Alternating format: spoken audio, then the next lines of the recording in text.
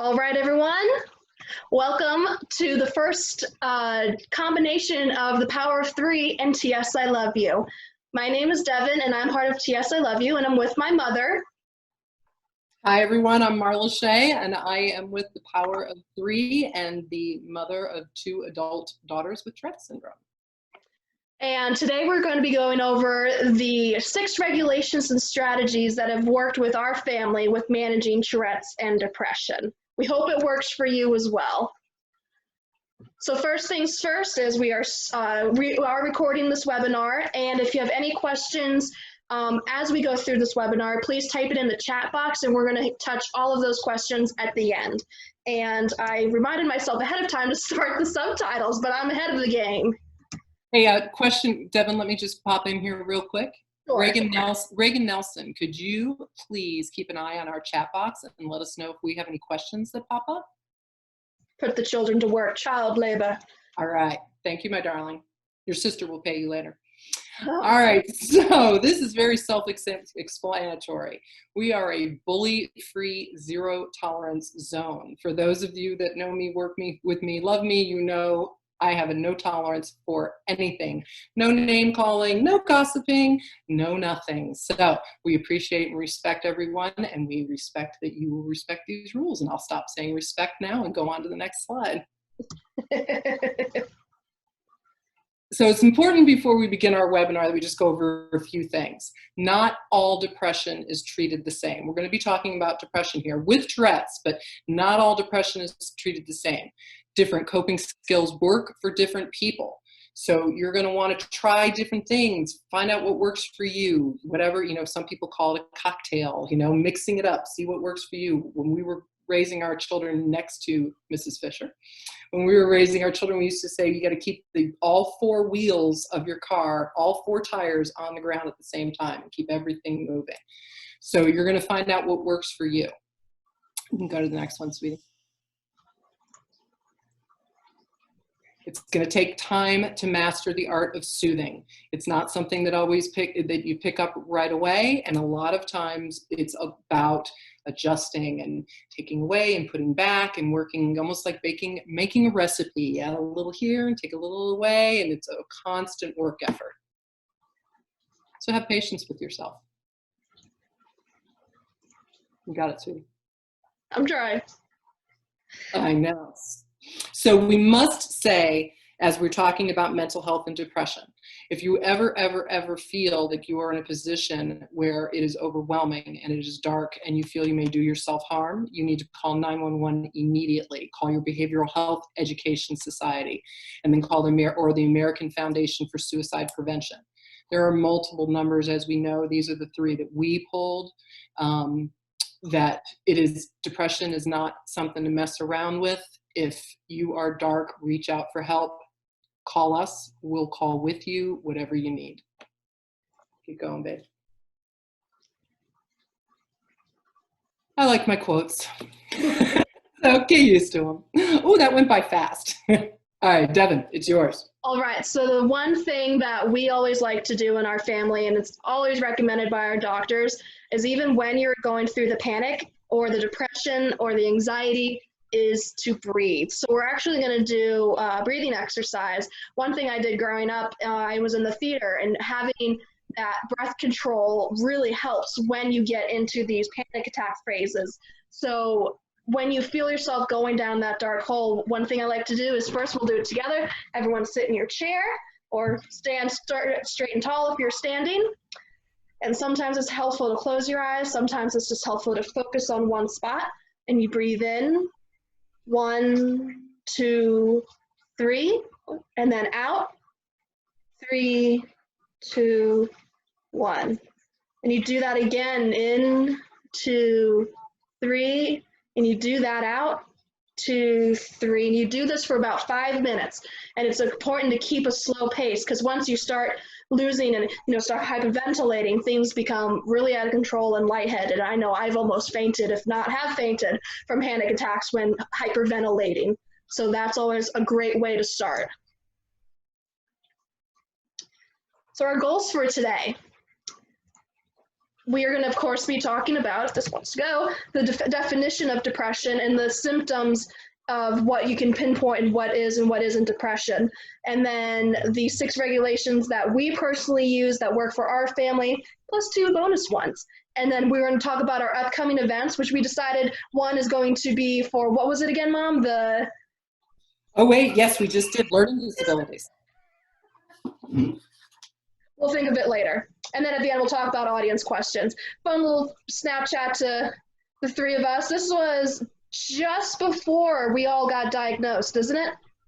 Oh, this is 2000. Reagan is about 4 years before we got diagnosed. About 6 months old, and you're about 6. Yeah, just before.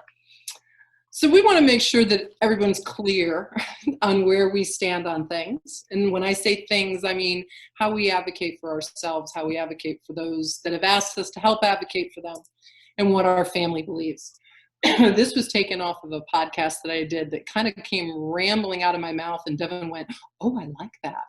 So we're leading with this. So we are a family who believes in tackling what is in front of us. We believe in therapy. We believe in medication for us. Medication is not for everyone. We talk about the pros and the cons of both sides. We don't judge. Whatever you want to do for you and your family. What we do judge is inactivity. To sit and do nothing is inexcusable. We believe you have a moral responsibility to yourself and those around you to maintain your mental health and to be proactive about it. And then this is us. Reagan, this was in 2000, and I want to say 15. And then the picture of me is in 2012 when 2011, when I was a youth ambassador for the state of Virginia. You were training there. I was training. That was the day we went to Capitol Hill. Shout out to all of our loved ones in the community. We love to say, now I don't know if you can see, Tammy, you're over there on the right, but I don't know if you can see that. I'm sorry, I went way too far in that. Trigger happy. I found that of you and Marie. All right, so let's talk about what we all know here. So Dot, when you talk about what we can do webinars are on, here it is. Here is, right, I see your head nodding. So as we all know, Tourette comes with coexisting conditions. You can have up to a 35 to 85% chance of getting another condition other than the Tourette's. And research and study after study, people are reporting, both children and adults are reporting that more times than not, it's the coexisting conditions that are giving them the hard time. So we're very firm on addressing all of these and getting in front of them. This is like a dartboard. And if you don't have a diagnosis and you don't know what you're exactly looking at, you don't know where to throw those darts. So we like to pinpoint what it is, get in front of it, as we had said with Shannon, and we're going to talk about how we do that tonight. So with those darts, mine landed on anxiety, ADD, OCD, depression, and anxiety. I win. We called you a overachiever.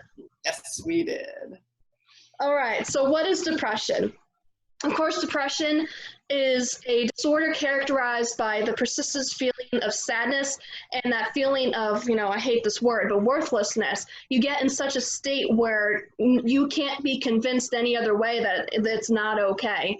But it is not a passing blue mood, which almost everyone experiences I'm just feeling blue today. This is something that is completely mind and body related and that interferes with everyday functioning, not just temporary daily, like continuous throughout the day, every day.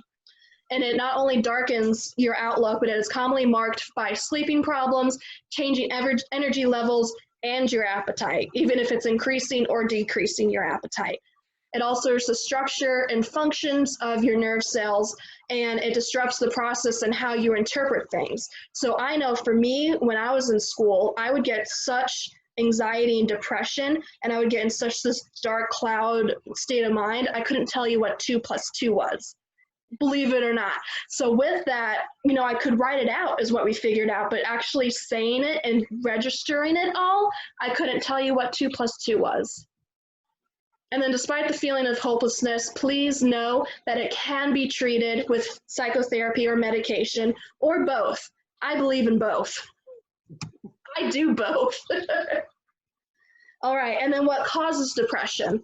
There's no one single cause. It can be something genetic or environmental or a combination of both, as well as seasonal. Every time during the season, if it gets too hot, if it becomes cold. I know for me, when winter comes along, it becomes a more depression time of year for me.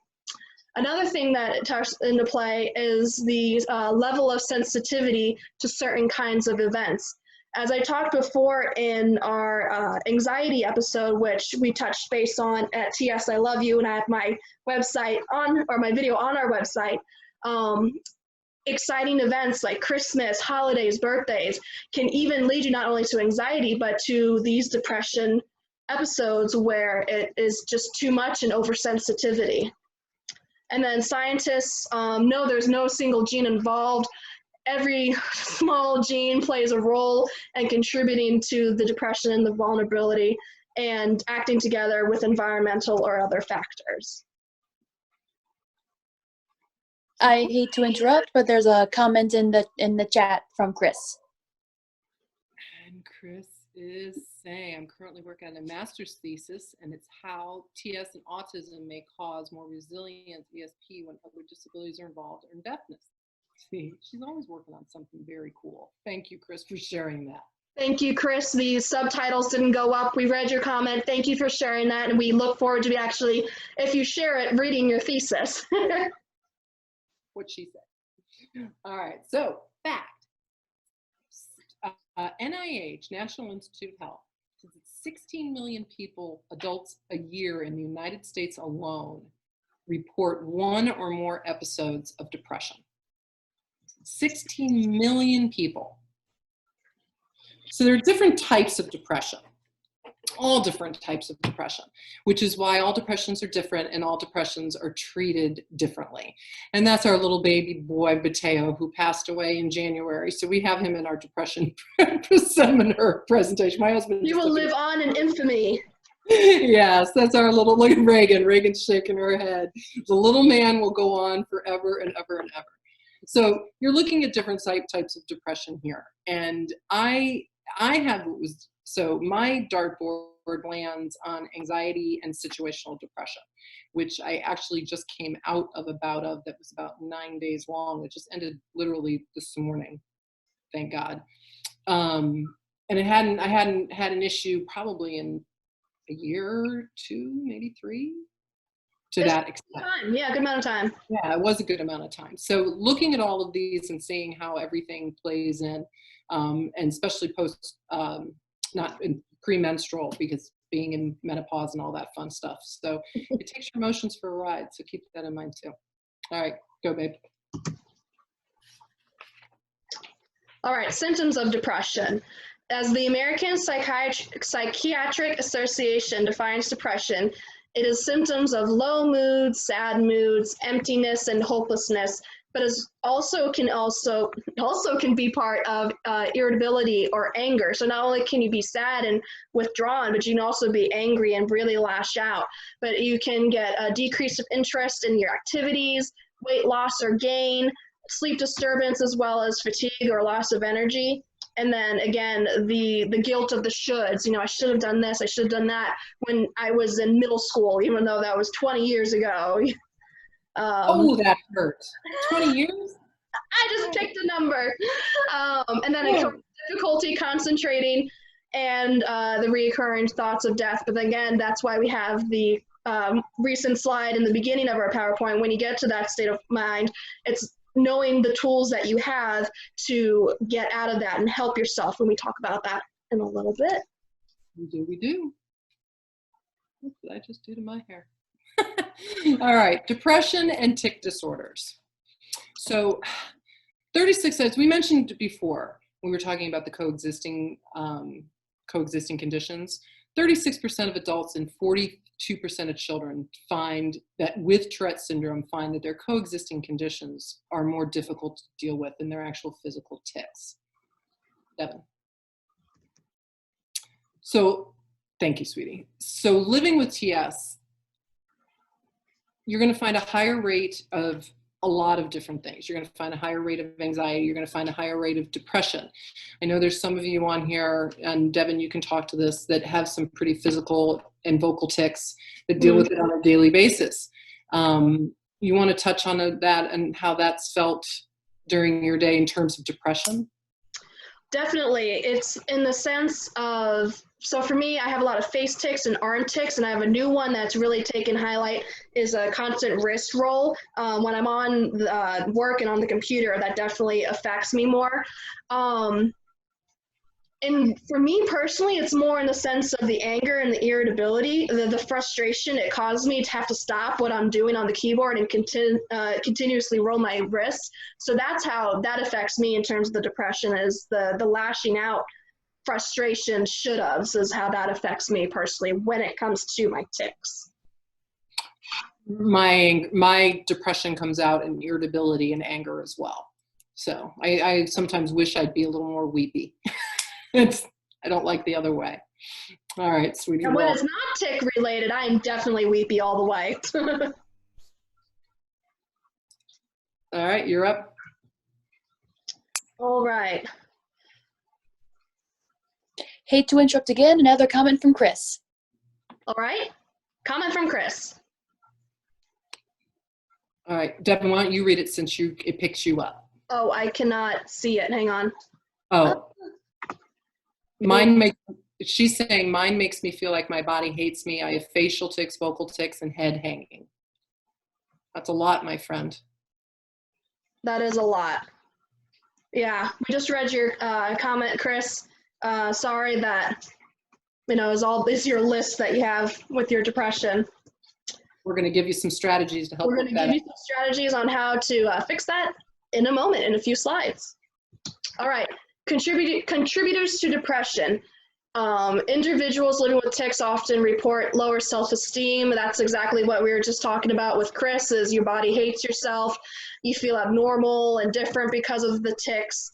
60% of adults and 68 and 63% of children reported that they feel discriminated against, bullying, treated unfairly, suspended, fired from work. I know I've had an occasion with that once or twice. And then again, 44%, we'll say, of adults have stated that their tics prevent them from forming meaningful relationships and friendships and romances. And that's something that won't change. Chris added another comment, like a little comment after the comment. Okay, what is it, Reagan? She said she's often been kicked out of the movies. Being kicked out of the movies, yeah, that's definitely a big one. Sadly, a sad one. I have a friend that has really loud vocal tics, and he's even lost teeth because of his constantly clamping down on his mouth. And he's a great guy, but yeah, he definitely has the squeal tics. And people stare, but then I'm just next to him together, just twitching as well. So we stick together, we join together. Tammy liked that one. I can see Tammy laughing down there. All right. So this is when we start going over the depression strategies, or what we call our toolbox, something that we keep in our back pocket and we're ready for all the time. And there is our other Chihuahua Finn with Reagan. All right, strategy number 1. Go for it, Mom. Dun, dun, dun, dun, dun. Reagan, that one was for you. So, as I said earlier, in 2004, Reagan started showing signs of cognitive delays in her cognitive development when she was probably 6-7 weeks old. We were picking up things weren't just developing as fast. So we were always on the radar with her. We did not have an idea anything was up with Devin, except for a little bit of hypersensitivity, until she started squinching her glasses, pulling on her ear, and then the whole, all the tics started, and our story became our story. So when we were diagnosed in 2004, we had the unbelievable good fortune of finding Dr. Peter Meyer, who passed away about 4 years ago. Peter was in Children's Hospital of Philly, and he is, I always have to say this slowly, he was a psychiatric neurologist, pediatric psychologist neurologist. So he was everything all in one. And he was on the board for the Tourette Society in Pennsylvania. And he pulled us out of a very dark, dark place. He was our doctor for 9 years. He put me on the path to advocacy, and he taught us, and I don't know if any of you have ever heard this, but he taught us, you're going to tell your children this: the depression, the anxiety, the ADHD, all of that is not them.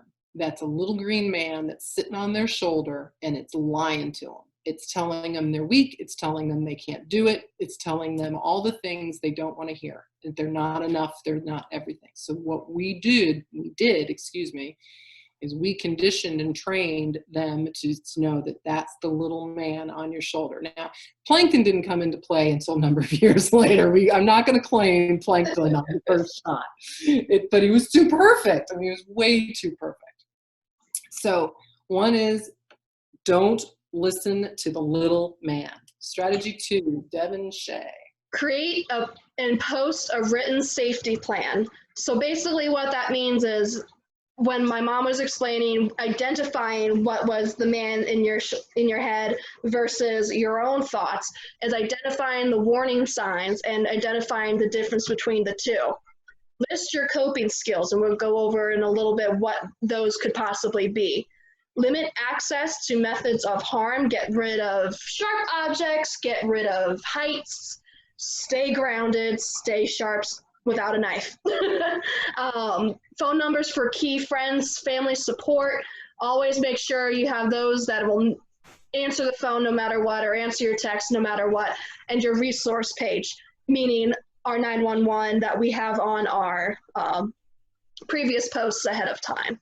So again, create your safety plan, have it in a binder, have it on your phone, whatever is most convenient for you to access in the time of chaotic depression in your mind.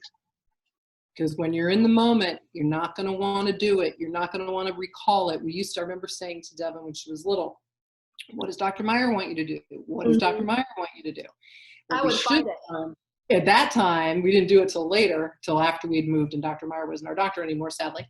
It wasn't until we posted it. Like, we don't have to remember it. You don't have to retrieve it from your information. We all have phones now and everything that we can put in, and post-it notes and everything else that we want to do. So it's important to have it pre-written when you're in good spirits. So when you're not in good spirits, all you have to do is pull it out and it's there. And the happy you wrote it and the protective you wrote it. All right, so strategy 3, data collecting and tracking our activities.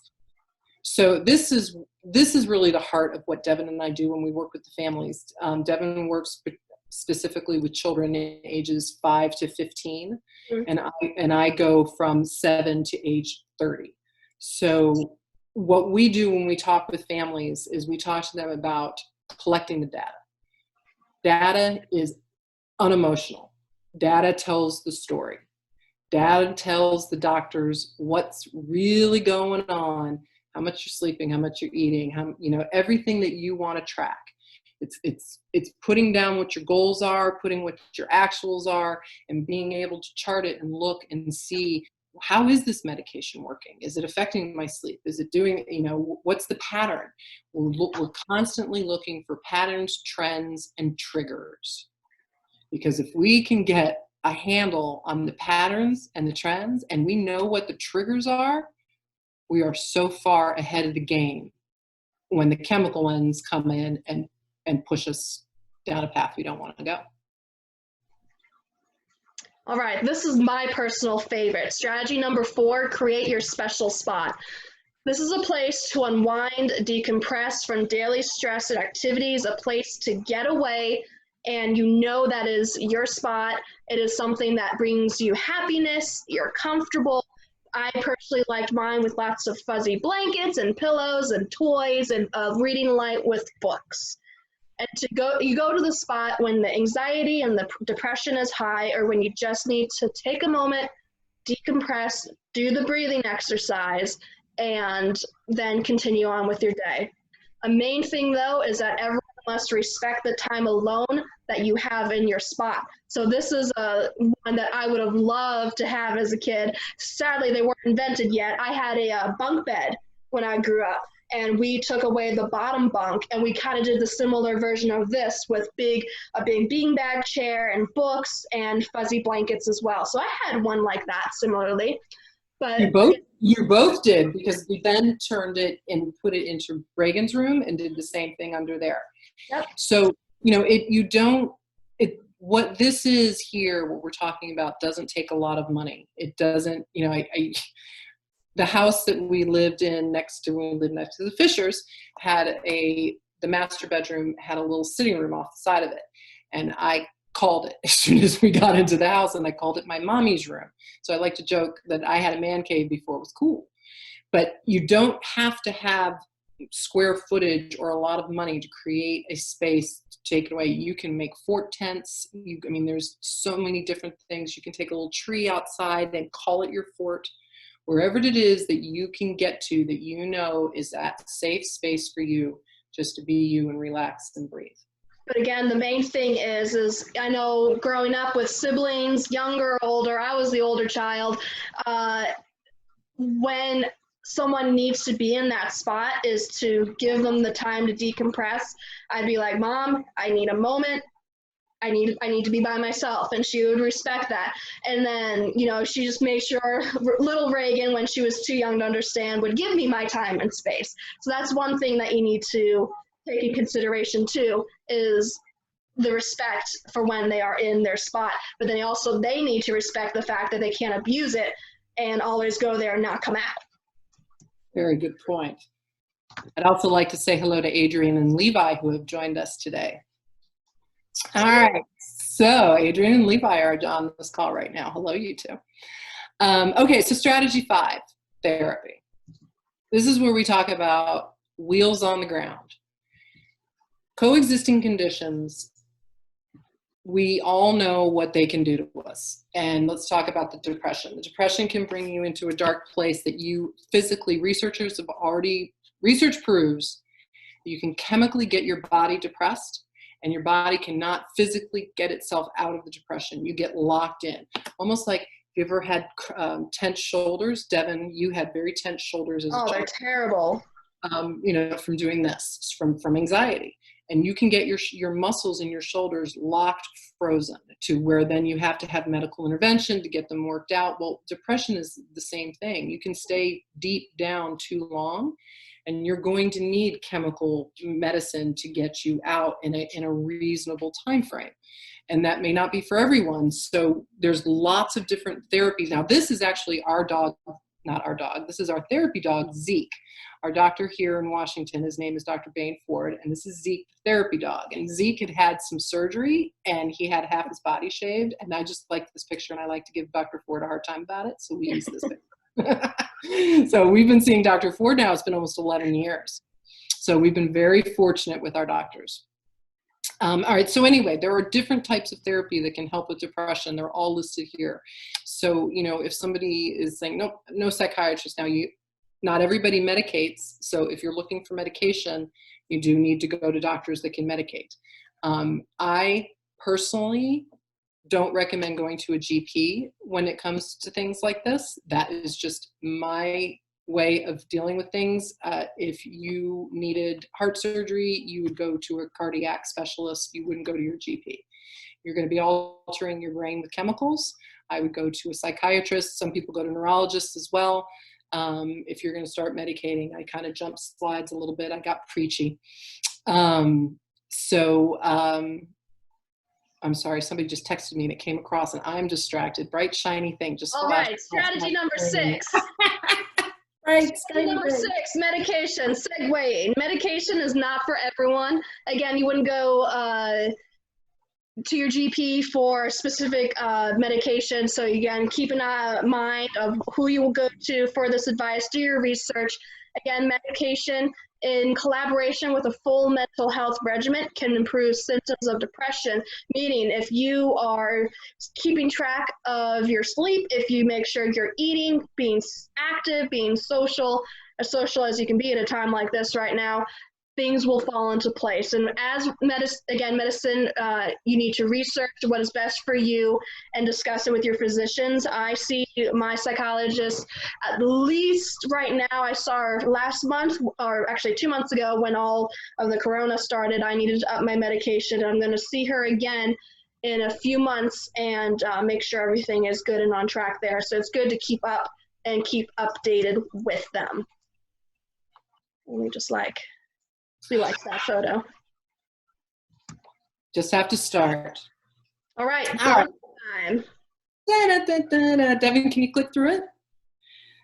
So as we said 6, and Devin and I were building this, there was no way we were staying at 6. We could have easily have gone to 10. So we're going to call it 7 bonus, 7 or 8 bonuses. 8. So regular, I'm not, okay, it's coming up slow for me. Sorry, guys, I have weak Wi-Fi up here. Devin, is your picture up there? Yes, everything's there. Beautiful. Exercise, exercise, exercise. Put your hand on the doorknob and just walk out the door. You don't have to go far, even if you just make your goal to the end of the tree and back. Though this wasn't the story here. She was hiking here. But I'm not, exercise, it's true. It gets the endorphins going. It takes the worry out of your mind. You gain confidence. As you gain strength, you gain confidence. And you get to meet more people, and you socially interact. Golf, if you love golf, that's something that you can do sport-wise with other people that you can social distance now. Walking, I power walk. I walk every day. I mean, we're walking roughly close to 4 miles every day now. That's up because of Corona, but it's also up because my depression and my anxiety was really starting to creep up and get the better of me. So I just we were afraid Piper's paws were going to start to bleed if I kept walking him. But it gets you moving, and it gets your blood flowing, and it's true. Once you start moving and you get a little more in shape, and your confidence feels a little better, and it raises your mood up. All right, number 8, peer connection. Again, it's kind of hard to do it right now, but make sure you find your tribe and love them hard. I know, especially during the start of the corona, my friends and I have been playing online streaming games, and we've been doing it at least 4 times a month, and it's been really fun. And we haven't done it before. They live down in Norfolk, and we're like, why did it take us so long to do this and stay connected? I talk with them every day over Facebook, and I know that they are my go-to. It's a place that they, they don't judge. I share my concerns, they share theirs, and we're there to support and listen to one another. And again, you got to make sure you keep that communication open. I know, especially for me, with my boyfriend Jake, we are huge in keeping things open and communication. If there's anything hidden, that makes me anxious and depressed, and that makes him anxious and depressed. So just keep the communication open, and there'll be no misunderstandings. Devin, if I can add on to that. Sure. And something that has always been very important to our family is the connection and the communication with the Tourette Society. And I mean, we reached out the day of diagnosis. Devin and Reagan's dad looked them up on what little internet there was in 2004 and found the Tourette Society and called them. And we've been side by side ever since. And having the community and having people that understand what you're going through, and without judgment, and the medical information that comes through, and the bowling and everything else. I mean, it's our tribe, and it's where we thrive because we can completely be ourselves. And doesn't that sound nice? Sounds good to me. So Tammy, thank you for everything you do. All right. What did we learn today, Mom? All right. We learned that 16 million people every year have depression episodes. We learned that you're going to build your toolbox so you're not caught. You're going to have all your strategies and your tools and what works for you when you're in your low moments, so that when you're in your low moments, you pull it up and it's right there and you don't have to think about it, and you can just resource yourself when you were in happier times. You're going to create a special spot that's in your house that you can go away to and retreat and breathe and be yourself, that people are going to respect, and you're not going to hide in, as Devin said. Depression is treated differently for every case. And then, of course, last but never least, do not listen to the little green man on your shoulder.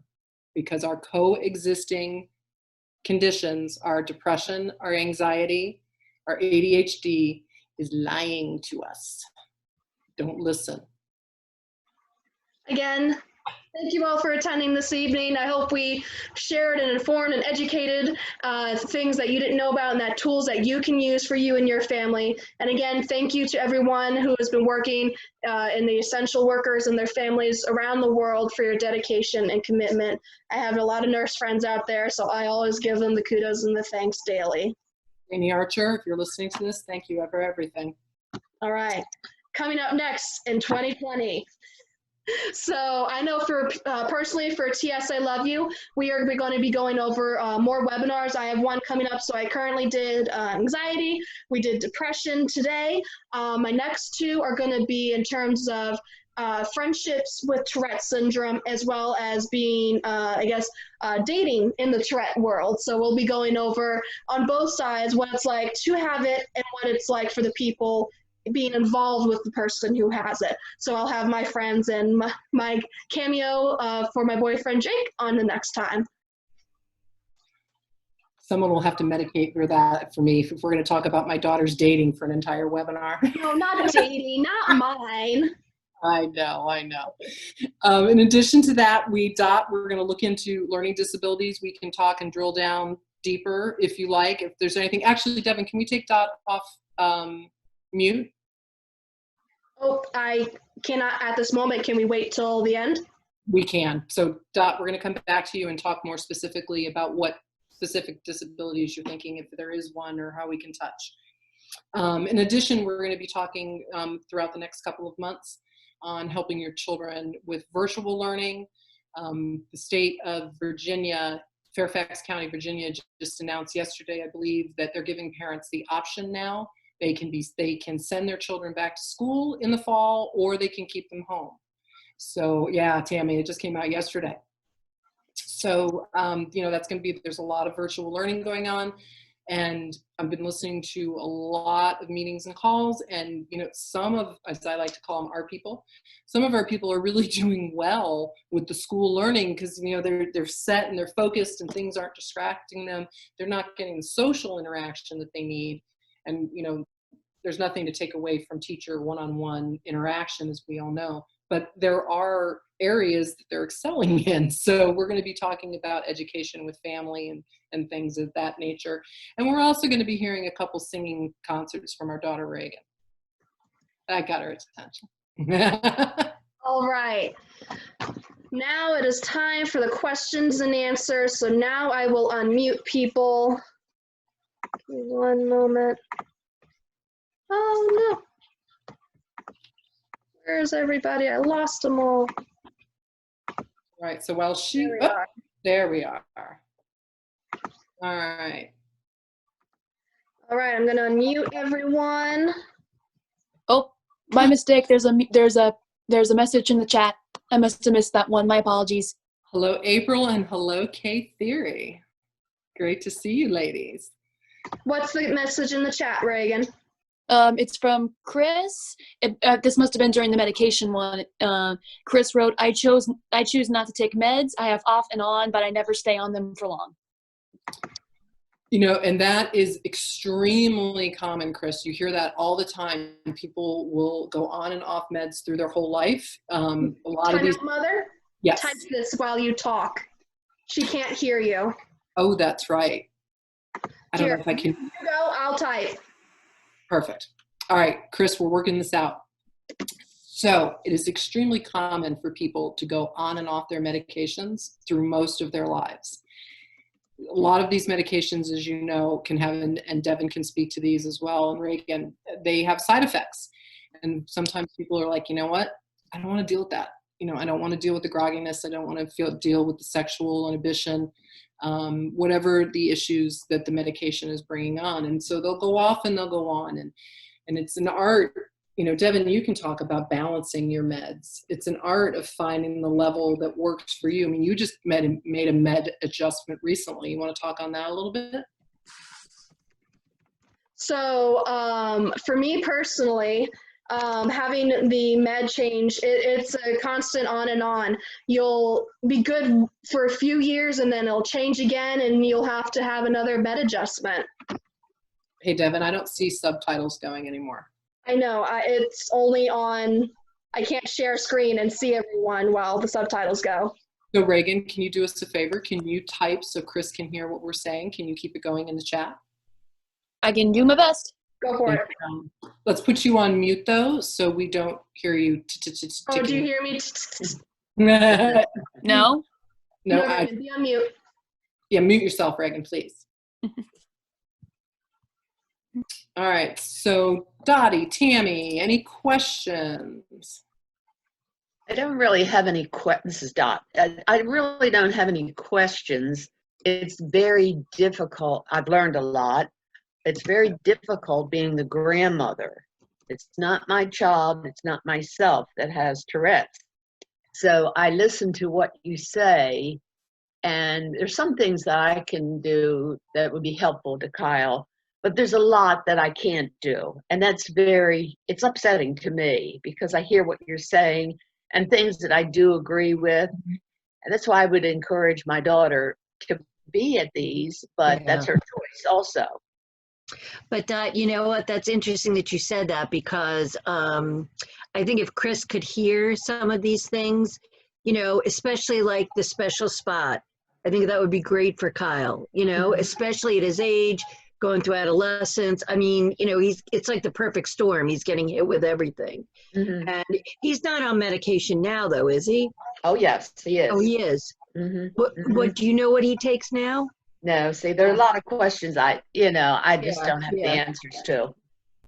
And also the plan would be nice if he just, you know, made a book, and you don't even have to like say, like Chris might get freaked out about like, you know, suicide or hurting yourself. How about this is my I feel crappy book.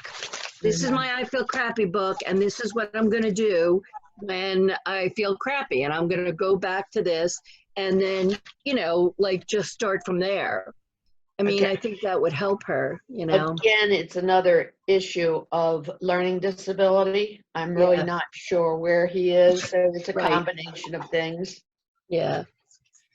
Dot, has he been had an education evaluation? Yeah, he's in a special ed class. Okay.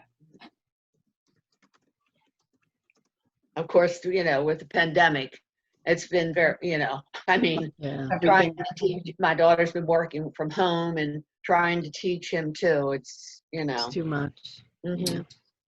It's too much for everyone. It is. It is. Yeah, all the way around.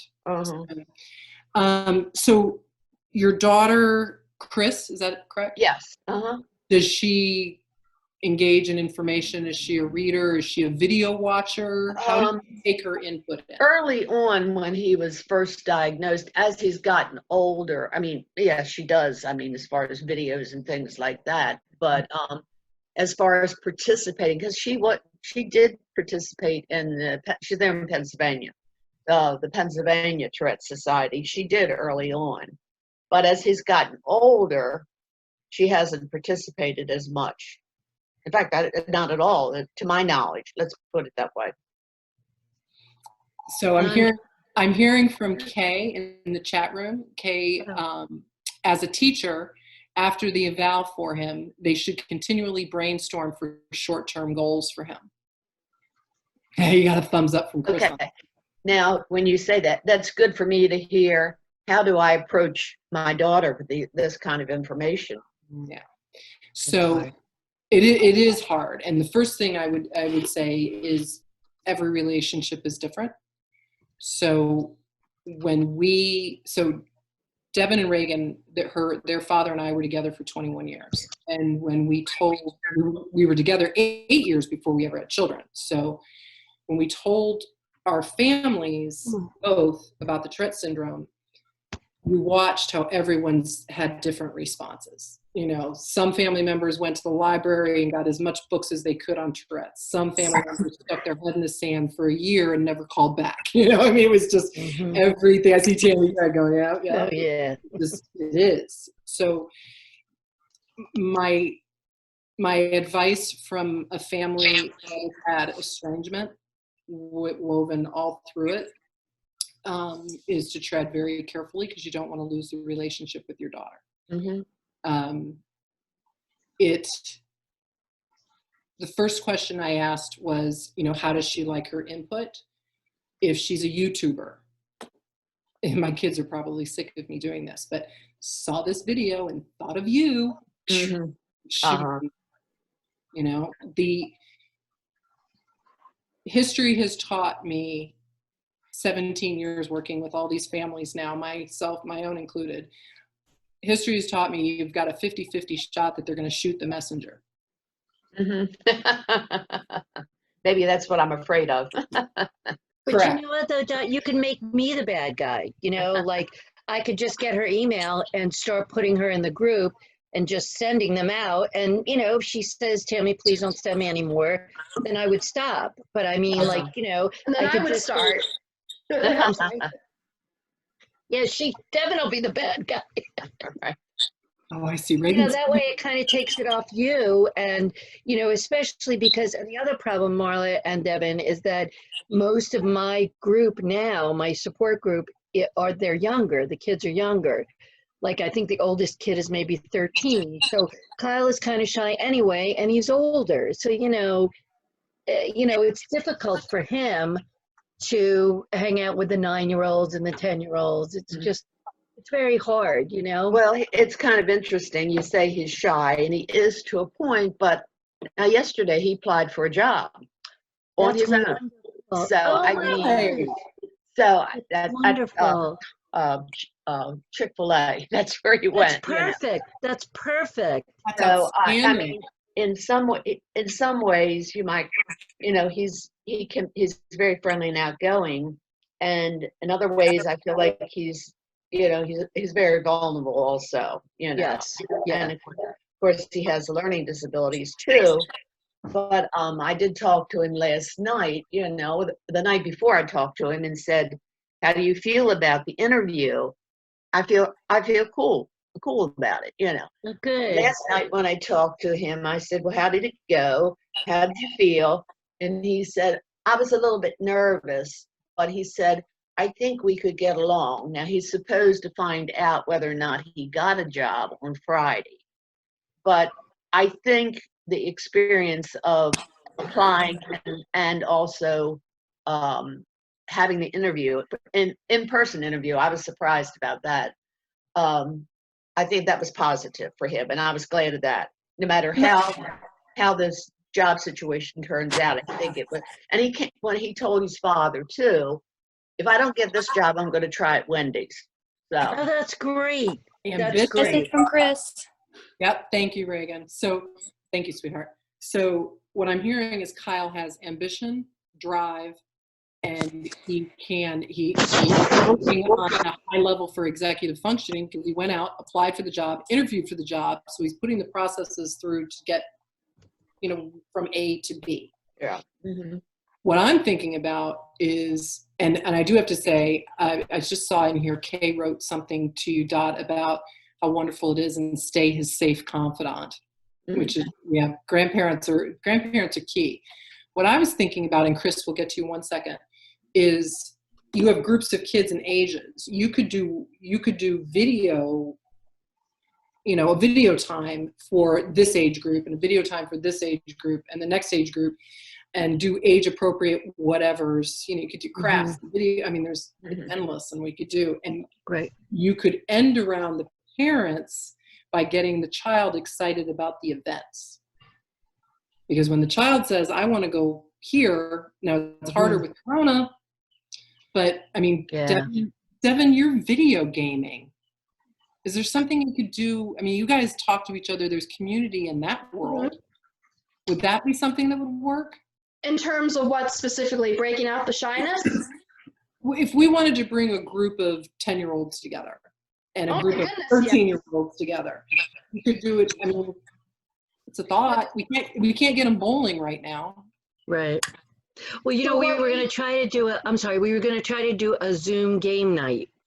so we could do like categories, or like, because I've done that with some women friends of mine, and that was really fun. So I thought like that could be, we could do a nice range from like 10 to 12, and then maybe something different for 14 to 16-year-olds. And I gotta say, just as an aside, Dot has been there since the beginning, and she has always been like right there for him. And I'm so proud of you, Dot. And sometimes it was just her and I at the support groups. And we were just Right, yes, that's right. Just you and I.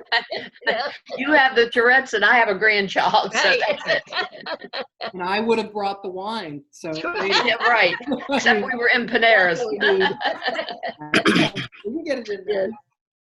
So I think that would be wonderful if we could figure out how to do that. I would love to do that.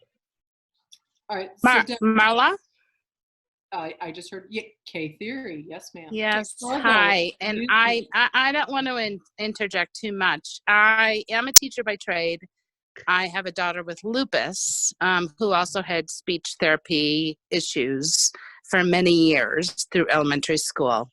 And so I can equate to some of what all of you are going through, but not it entirely, although I've been Marla's friend for years and years and years. And so I have experienced Tourette's through her and with her. I would say, don't get anything fixed in your brain as to a magical formula. You will always need to be flexible and adaptable and creative. And so, involving him at the level that he has comfort, and allowing him to make the choices, and knowing that you'll be there no matter what the choice is, will help, because then he feels better about the process and begins to feel more confident in his role on how to behave and how to act. So that would be my suggestion. And then if I could just swing back to the evaluation with the teacher, this is critical. That there's kind of a, even if the parent and the child and the teacher don't have a great kind of trio of communication, it's important that the teacher and the child do. And so if there's a way to create that connection, even if it's not in person, sometimes that's less intimidating.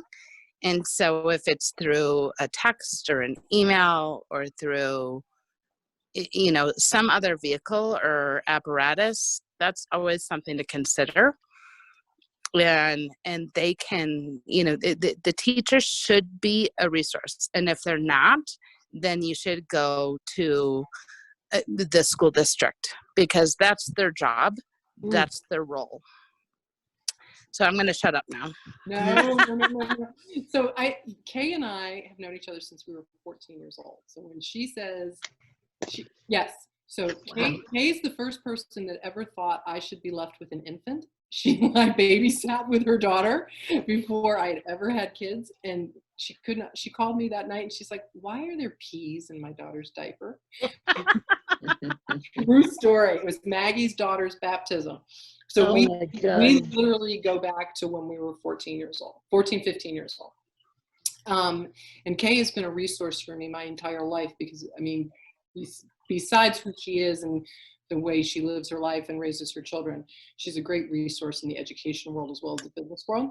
And she doesn't mean it. So anyway, thank you, Kay. Your opinion is always welcome. My husband just gave me this, come on, keep going.